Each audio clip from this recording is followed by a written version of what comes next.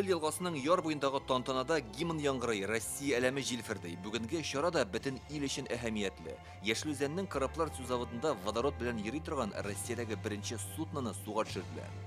Әлеге кораб беренче карашка бик җыйнак кына, аның озынлыгы 15 метрдан артык. 10 пассажир сыйдырышлы. Тыныч суда сәгатенә 12 километр ара үтә ала. Заманча җиһазлар белән эшләнгән, аны төрле максатларда кулланырга мөмкин дип белгечләр. Экскурсия һәм халык ташу өчен.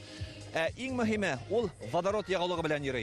Әлеге судно яңа транспорт чарасы булудан тыш су техникасында заманча технологиялар куллану өчен нигездә булып тора. Ягъни шушы кораб үрнәгендә тәҗрибә туплап инновациялар кертәчәкләр. Бу бүгенге көн таләбе ди ачылыш тантанасында чыгыш ясаучылар. Когда мы делаем ставку на экологию, Без тирә-юньне пычратмау, шул ук вакытта сәнәгатькә яңа технологиялар кертү максатын куйдык. Суднолар төзүче завод бу эшкә иң беренчеләрдән булып алынды. Алар яңа эшләнмәләр кулланулардан курыкмыйлар. Судноны суга төшергәч, аңа шампан шәрабы шешәсе бәреп ату традициясе бар. Бу юлы әлеге гамәлне проект бүлеге җитәкчесе Валерия Летучева башкарды.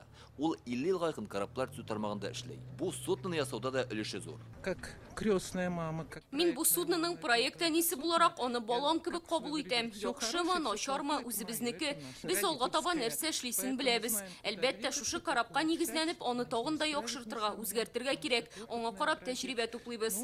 Яшелүзән заводы белгечләре бу судноны узган елның февралендә төзи башлаган. Санкт-Петербургтагы галимнәр белән киңәшләшеп, фәнни яктан расланган хезмәтләргә таянып эшләгәннәр. Менә яр буенда водород салу станциясында ясап куйганнар.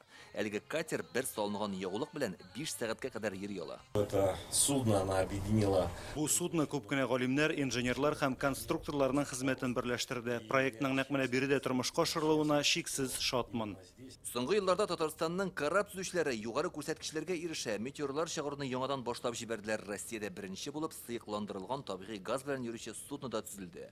Водород белән йөрүче судно исә узган ел Санкт-Петербургта узган Нева дип аталучы халыкара күргәзмәдә тәкъдим иткәннәр иде. Мы должны сегодня радовать себя. Без шатланабыз, үзебезгә ышанычыбыз зур, бу эшне булдыра алуыбызны башкаларга да исбатларга тиешбез. Россияда беренче судно безнең завод ясады. Бик күп халык эшләде бу проект өчен. Санкт-Петербургтан, Горловский институт. Бу бик перспективный, инновационный иш булды. Водород белән йөрүче әлеге судно инновациялар ягыннан иң алга киткән ди белгечләр. Моннан тыш ул табигатькә дә зыян салмый.